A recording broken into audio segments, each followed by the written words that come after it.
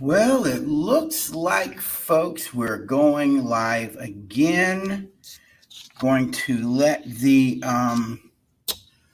going to let the computer to going to let the computer do its stuff. Instagram, tell people we're out here.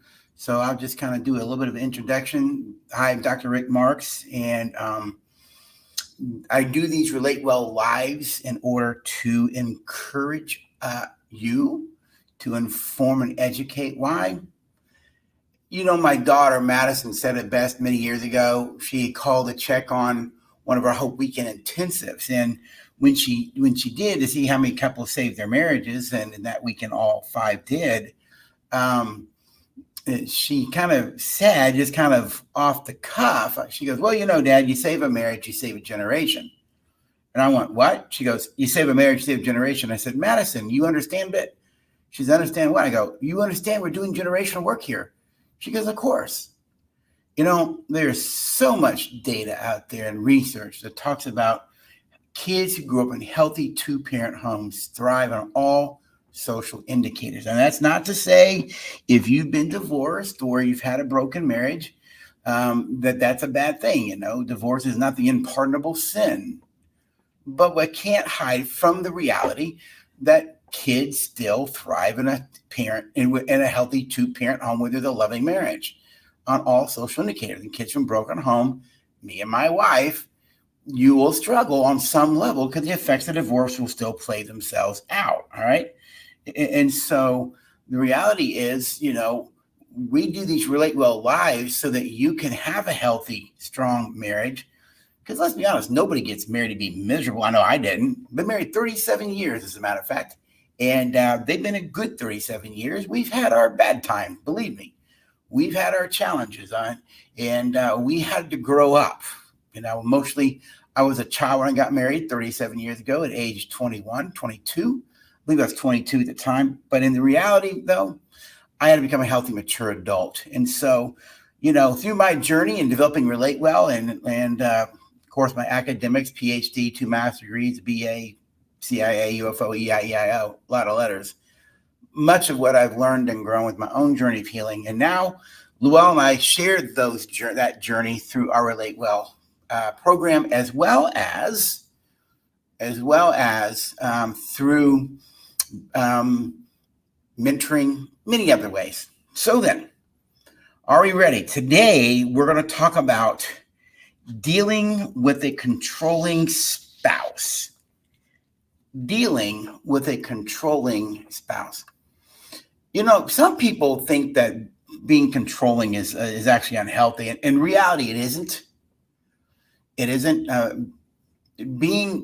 We all, as humans, we need a sense of control over our environment, over our world. We need a sense of control so that we're safe, that we can be protected, because all humans at the biological, visceral, animal level, if I can use that term loosely here, we need safety. We need to know that we're physically safe. We need to know that we're safe in terms of food, air, water, and shelter. And we also need to know that we are emotionally safe. And whenever we don't feel safe, this lower order animal brain right back here, kicks in at about 1/2000 a second, and you're in a fight, flight, or freeze response. That's normal. And personally, you want that part of your brain working. If an 18-wheeler is coming across the interstate at you at 80 miles an hour, you don't want to think about that. You want to react to it. However, you see, that is about having control over your world. But because we need a sense of control, however, we also need to come to terms with the fact that the things we can control are really minute. They're very few. And so we need some control over our world, but we also need to recognize that we can't control everything. And sadly, people who have control issues, right, anger issues, or even fear will tend to be controlling. They're going to try and control things that are not theirs to control. This is why you hear a lot of talk about healthy boundaries, those kind of things. So because boundaries let you know what I can or can't control. Boundaries let me know where you stop and I begin. Boundaries let me know that you have the right to think and feel that however you want to think and feel, but I'm not allowed to control how you think and feel. All right. I grew up in a home where I was not allowed to think my way. I was told, why can't you think like everybody else? Why? Example, I was punished because I wanted chocolate ice cream, not vanilla. You see, I couldn't even have a control over that. We need that form of control in our lives. But we also need to know and understand that we have very limited control. This is why the Serenity Prayer is so important to so many people around the country, you see, particularly in the 12-step groups, because the Serenity Prayer is about limited control. You're familiar with the Serenity Prayer. God, grant me the serenity, which means peace, to accept the things I cannot change, the courage to change the things that I can, and the wisdom to know the difference. The wisdom to know the difference. And once we understand that we have limited control, there's only certain things we can control and can't control, then we can find ourselves to become healthy, mature human beings, because immature people control things that have no business controlling. Mature people, they know what they can and can't control, and they don't step into those things. Because to control something that's not your control is to disrespect another person. You see, respectful people never control another person. Respectful people don't control others. To manipulate someone to get what you want or to threaten them, all that's disrespecting them. And in Relate Well, we encourage you to live by 4 words, not just by his words themselves, but as a way of being. The 4 words we call the 4 protectors of an us. What are they? Goodwill, respect, humility, and empathy. And when you live a life of goodwill, respect, humility, and empathy, you won't control another person. Because you recognize to control another person is disrespectful and there's no goodwill in it. And it's very uncaring. And the reality is, if you're doing those things, you are not in humility. You're in pride. It's about you. So now we're going to talk about, kind of go a little bit into this idea of how do you deal with the controlling spouse? Well, first thing we're going to look at is, why are people controlling? Why are people controlling? What motivates it? Now, you can control in passive aggressive ways, and you can control in overt ways. All right. Anytime you control someone, either overtly or passively, it's unhealthy and immature. So there are a multitude of reasons people control. I'm going to give kind of 4, overarching reasons. All right. And so let's look at those. Number 1, past hurts and trauma. When you've been hurt, when you've been traumatized, particularly in childhood, you realize as a little child that you have had no control over yourself as a kid. And you've got these big people controlling you, hurting you, harming you. And as you get older, it's almost like your brain says, no one will ever treat me that way again. It's like your brain makes these vows, if you will, that will never happen again. No one will ever talk to me that way. I will never be touched that way again, whatever. And because you never had any control in childhood and people are taking advantage of you when you're little, it's like you grow up and your brain says, never again, never again. And I'm not going to let this happen to me again. So you need to control yourself and others and the environment. Why? So you can stay safe. So you won't experience trauma or abuse again. That you won't be put down or disrespected. One of the reasons that I was controlling is because in my growing up, I always lived in fear of being shocked with a cow prod. I was put down regularly in language. I was told you're never going to measure up. Why can't you be like everybody else? When I got to elementary school, I was the kid picked last to play, kickball. I was made fun of by kids in my classes. And by the time I got to high school, I was deeply insecure. And so I had no sense of self. And so what I needed to do was try and control my environment so that I wouldn't be hurt or rejected or abandoned.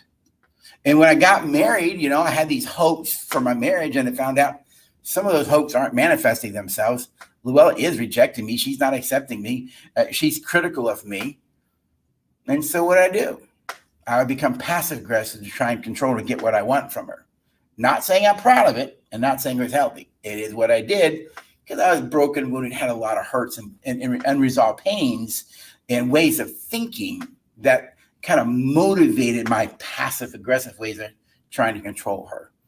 And when I wised up, became self-aware of what I was doing, I cared enough to stop it. So one reason people are controlling is because of past hurts and trauma. Another reason is poor self-esteem. They lack confidence and they lack self-respect. Some reason, this other reason is people have poor self-esteem, they lack self-confidence, and they lack self-respect.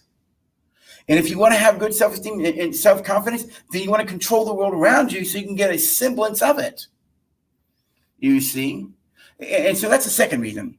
A third reason is people who are controlling may have a personality disorder, narcissistic personality disorder, antisocial personality disorder. You see, a psychopath. Right, different names for them. But there are people who have character disorders diagnosed in the DSM-5 as an Axis 2 diagnosis. Some of them are very controlling, like narcissists. You see, narcissists lack empathy. Thus, they want control everything because it's all about them. And some people are controlling because of a pathology, all right? Some kind of pathology. Another fourth reason is fear. Fear. You know, fear robs you of actually a sound mind because when anxiety disorders are really about fear. And when people are fearful and insecure, then what happens is they don't want to be fearful and insecure, right? They're afraid that they're a failure. They're afraid that no one's going to like them. They're afraid that they might get hurt. So the fear elevates the need of whatever it is they're looking for to this all-important stat, and they start to take it. But to take something, you start to control people so that you don't have to feel so afraid anymore. And fear robs you of sound thinking. Because if we had sound mind, we recognize that fear is an emotion, but when we give over to a spirit of fear, you start to lose sound thinking, and you'll start to control people. Which is really why I was controlling. I was always afraid, insecure, and that fear motivated that. All right. Now, we're going to shift the topic here, or the conversation, to what are some signs of a controlling spouse? All right. What are some signs of a controlling spouse? Here we go. Got a few of them. So if you're taking notes, here we go. All right. Get your pen. By the way, forgive my cough. It's a post-COVID cough. I even have my water right here. The good thing is it's all but disappeared. Maybe 5, 10, 15 times a day now. We're usually, like 2 or 3 times an hour. So my post-COVID cough is going away, and I'm grateful. All right. What are the signs? What are some signs of a controlling spouse? Number one, a controlling spouse constantly criticizes. They're constantly criticizing. John Gottman's research around what predicts divorce, he calls these 4 things the 4 horsemen of the apocalypse. And when these 4 things are in your marriage, you're a 93% divorce risk. All right. One of those 4 is criticism. Criticism. Constantly critical. Can't find anything valuable that you do, can't appreciate, is not grateful for much of what you do. You see, where there's constant criticism, is these people only want to look for the negatives in life. They're not able to look at the positive. Ever work for a boss that way? Have you ever been around a spouse who's like that? Church members? You see, constant criticism is one sign of a controlling person. Why? Because you're never good enough, but they are.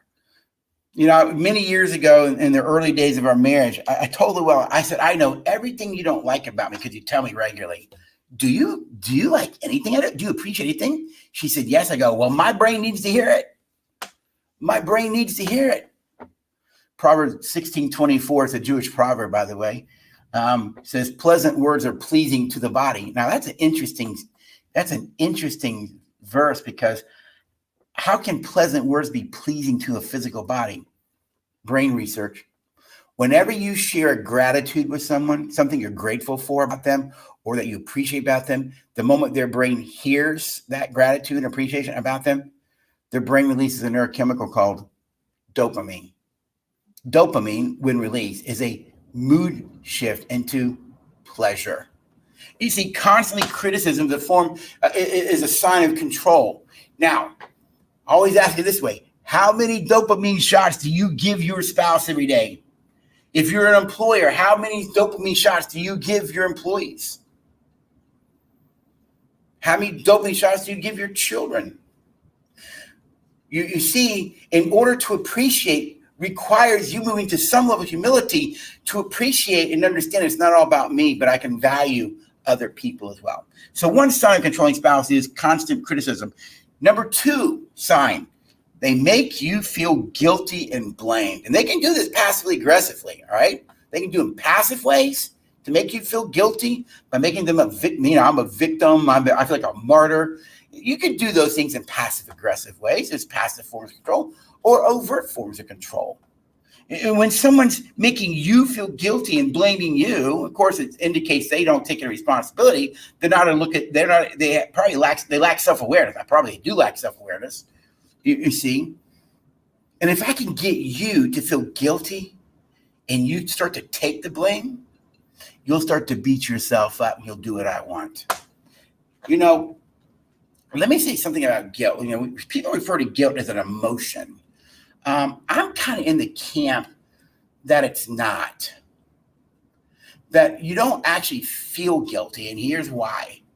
Guilt is a state of being. It's a status, all right? A guilt is when you have broken a law or a moral conscious code, all right? And if you speed 50 in a 35, you're guilty. You are guilty of breaking the law. But you may not feel guilty. There are people who've killed others and have no guilt about it. That's why I say guilt is not a feeling. What you do, you actually feel remorse. Remorse for what you did. And that will lead to some form of repentance, right? Making things right. But guilt is a state of being. You've broken a law or a moral code. You see? And so you have to ask yourself, when someone trying to make you feel guilty, ask yourself, have I broken a moral code? Example, when I was growing up, I always felt guilty because I didn't get straight A's. Now remember, I did my best. A's and B's, kept jumping the hurdles, but it just wasn't good enough because they had to point out, well, why the B? What couldn't you have done? Now you feel guilty. But in reality, I wasn't guilty of anything, but you feel guilty. I feel remorse. Why? I didn't live up to their standards, their expectations. So if you feel guilty, first thing you have to ask yourself is, am I actually guilty of anything? And then if I am, why am I feeling guilty? If you're really not guilty of anything, all right? Number 3, controlling people are going to isolate you from others. They're going to push family members out, friends out. They want you for themselves, and they will begin to isolate you from other people. That's self-explanatory.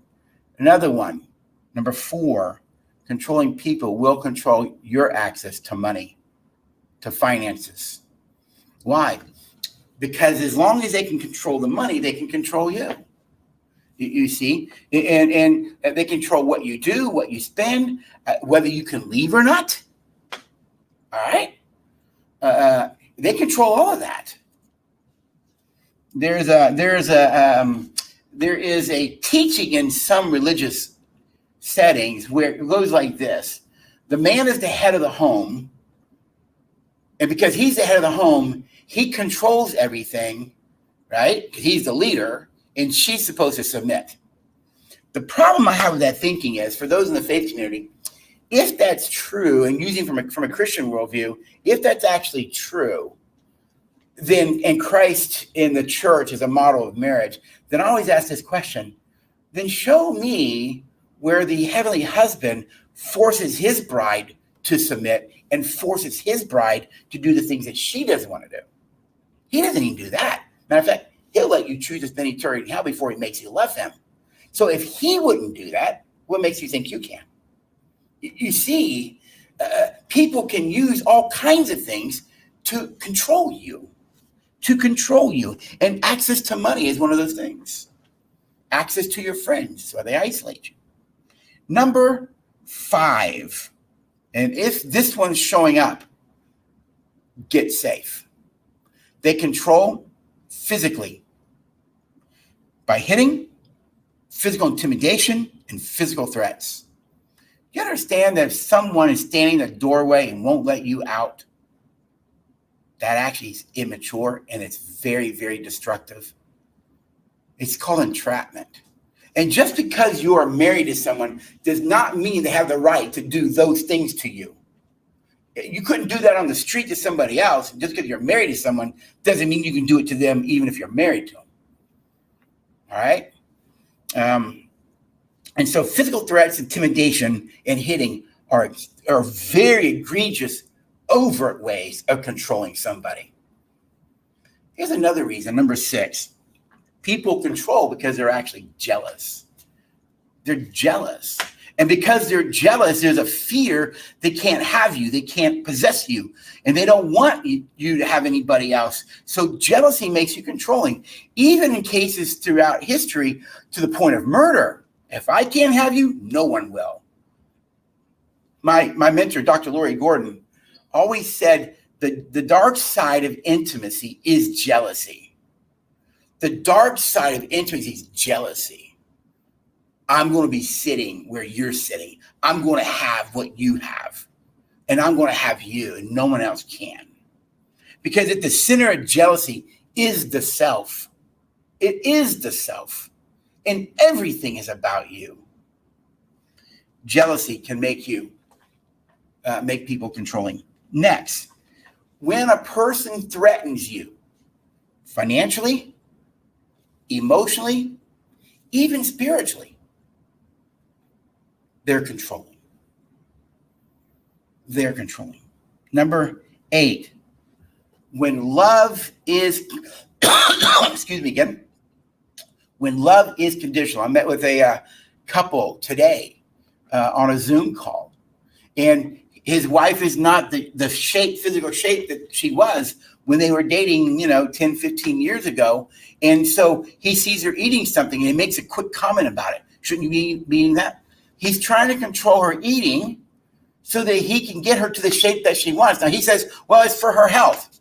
Maybe, but that's not how she hears it. She hears it as conditional love. If I look like that, then I'm accepted. What the message she's getting is, I'm not accepted for me. I'm accepted for how I look.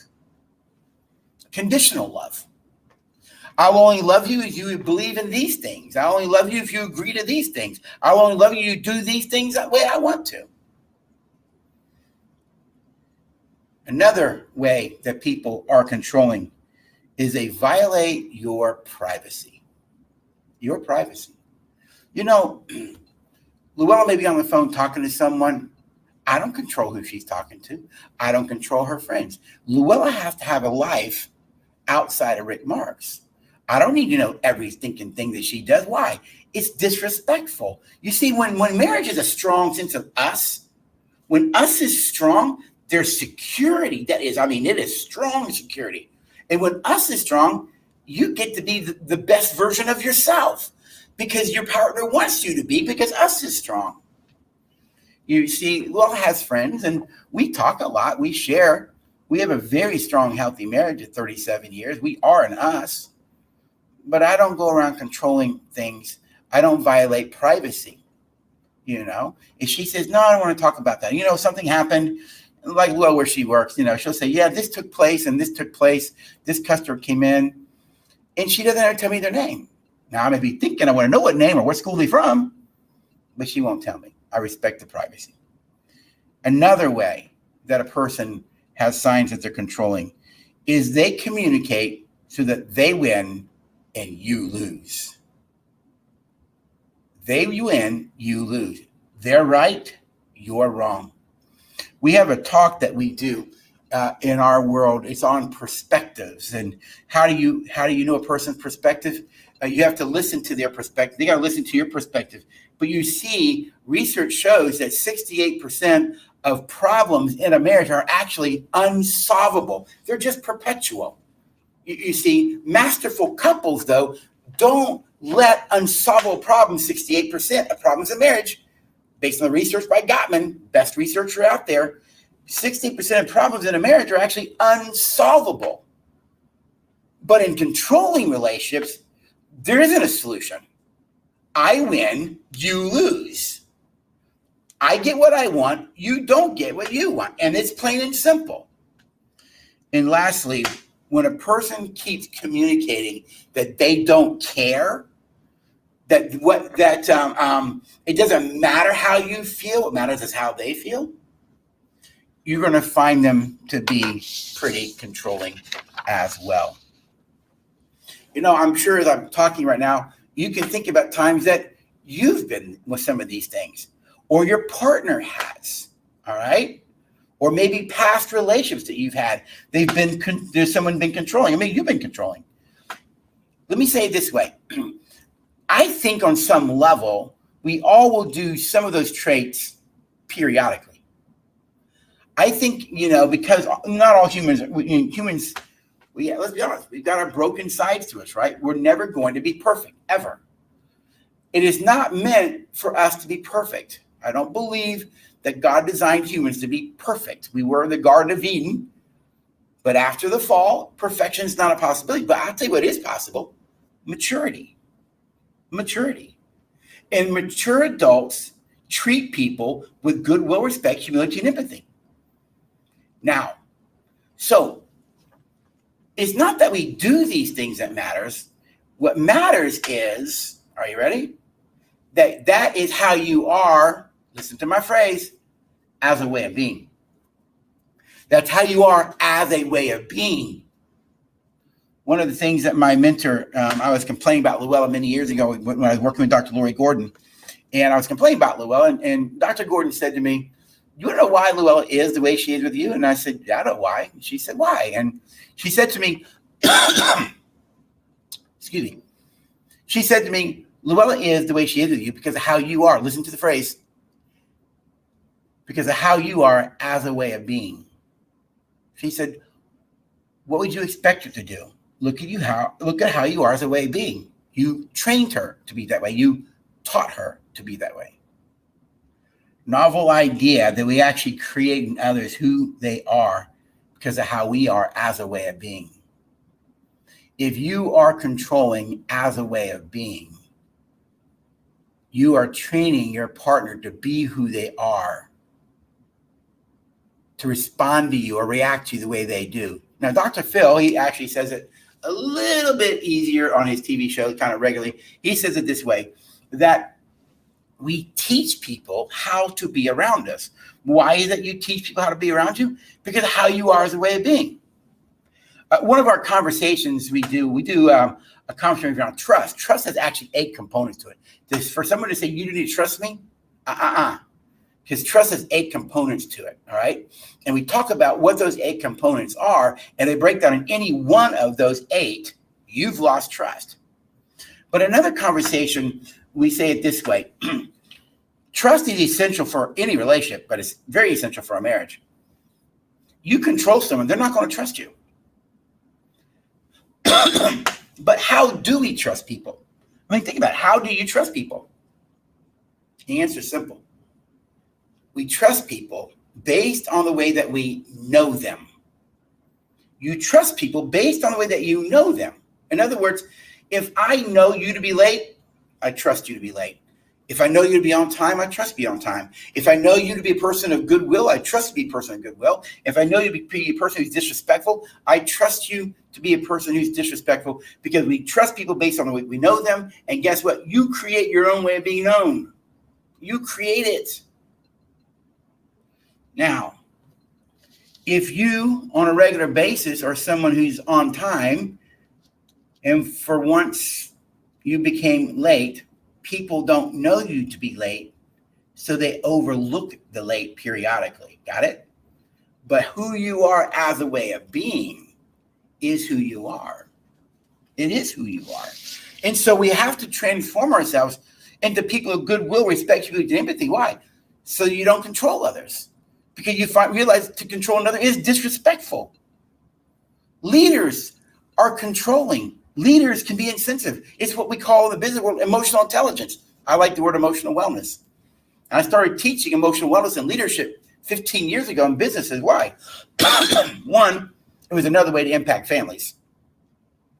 But because the research makes it clear, people don't leave their jobs. They actually leave their bosses. That's why they leave. They're tired of being treated in disrespectful ways and treated with a lack of dignity. That's right, dignity. Some great books written on dignity and dignity in leadership. Desmond Tutu wrote the foreword to these two books. I've read them. And a lot of this, the psychology wrote these books. Forgive me. Guess what? The COVID cough is coming back a little bit today. Let me get my drink there. Now, a lot of the things she says in that book, I say just in a different way, but she's absolutely right. All humans are worthy of being respected because they have dignity, and you never disrespect a person's dignity. Just the fact they exist means they have dignity. All right.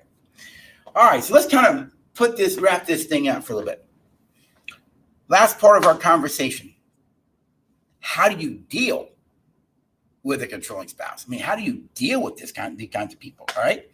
So we're going to give you some points here. Number one, reach out and get help from somebody else. Don't deal with them on your own. Reach out and get help. Talk to a counselor, talk to a mentor, talk to a trusted friend, but reach out and get help. You may have to work on some things in you that allow people to control you. Did you get that? The fact that they're controlling is one thing, but the fact that you allow yourself to be controlled is a different conversation. What is it about you that allows yourself to be disrespected? What is it about you that allows yourself to stay in those situations? So number one, reach out and get help from others. You know, there is wisdom. There's an ancient Jewish proverb that says, wisdom in a multitude of counselors. Talk to different people, get insight, read books. If you are listening to me now and you have a controlling spouse, get the book Boundaries by Henry Cloud and John Townsend, two psychologists. Get that book. Read that book. Embrace the principles in that book and make it a way of living for you. Number two, lovingly and caringly share with your partner, this controlling person, how their behavior is affecting you. Now, if it's a domestic violence case, we're going to put those on the shelf because those are a very different way of being. And personally, research shows marriage counseling increases domestic violence. All right. So in cases of violence, you don't do marriage counseling. You get out and get safe and you do individual counseling. All right. But we're not talking about those situations. We're going to talk about normal controlling in different ways than violence. All right. Share with your partner how their behavior is affecting you. Speak with I statements. Share this is how I feel. This is what it's like for me. All right. My hope is they can have some level of empathy and care. Number three, I mentioned the book, Boundaries, Boundaries, Boundaries. Make sure you keep those boundaries. Boundaries are about self-respect. You're not going to talk to me that way. You're not going to treat me that way. You're not going to call me those names. Luella used to do this with me. It'd make me mad in my earlier days because I used to manipulate around her boundaries in passive-aggressive ways. But she had boundaries up.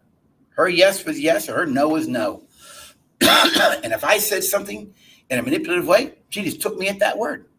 It would make me mad.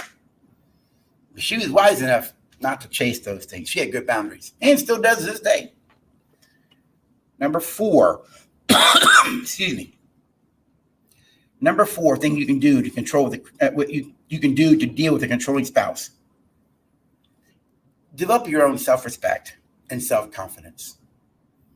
Develop your own self-respect and self-confidence.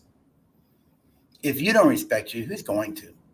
Self-respecting people don't let people control them. They don't let them call them names. Now, they don't try and control those people from doing those things. But it would sound like this. If you want to talk to me this way, it's your choice. But I'm not going to be here to be treated this way, so I'll remove myself. It's getting your voice and speaking up and saying who you are. Speak up. Just do it with goodwill and respect. It's like speaking your truth in a loving way. All right? Speak the truth, just do it in love. And to do it in love would be goodwill, respect, humility, and empathy. Get counseling for yourself and your marriage. If nothing's changing, this person is not willing to transform, then get counseling for yourself and your marriage. All right. And lastly, and this is the tough part. This is the tough part that that some people have, hate to hear, but it's still true. If this person is continuing to control you over and over and over, the message they're sending is, I don't care about us, i.e. the relationship. I do care about me. You're an object to be used by me for whatever I want. That is not love. That is not marriage. And some people are put in position, are you ready? To have to decide, should I stay in this? I tell people, when you treat people a certain way on a regular basis, excuse me. When you treat people in a certain way on a regular basis, because that's how you are as a way of being, you then create conversations in their mind they've never wanted to have. Don't live in such a way that you create conversations in people's lives that they don't really want to have. And sadly, if you keep up the controlling behavior, then you're putting your partner in a position sometimes to decide, do I really want to live this way? Is this what I want? Is this how I want my kids to see marriage? So some people have to decide if you need to stay in the relationship. In domestic violence, you've got to get out. You must get out. I'm not saying divorce, but you must separate and be safe. Well, that's my talk today on dealing with a controlling spouse. Dealing with a controlling spouse. I hope in some ways it's been helpful, maybe giving you some insights and some things to think about. If you've listened to this and realized, hey, wait a minute, I really have a controlling spouse and I really do need help, call a counselor, contact us, all right? You can get us through drrickmarks.com, drrickmarks.com. Contact us, all right? We do intensive for very highly distressed marriages. We call them Hope for Us weekends. I've got one coming up in August, the last weekend. But if you're listening to me and you are controlling, ask yourself, what is it about you that wants to be disrespectful towards others? What is it about you that wants to treat people with ill will? What wound is in your soul that motivates you to disrespect others? And that's a hard thing to hear, and it's a hard pill to swallow. Same thing, though, it was asked of me many years ago in my early 20s. And I decided I ain't going to be that way anymore. I'm changing my life and becoming a different person. And I did, because my wife says I have. All right. Dr. Rick Marks, been another Relate Well Live. Thank you for being a part. Bye-bye, y'all.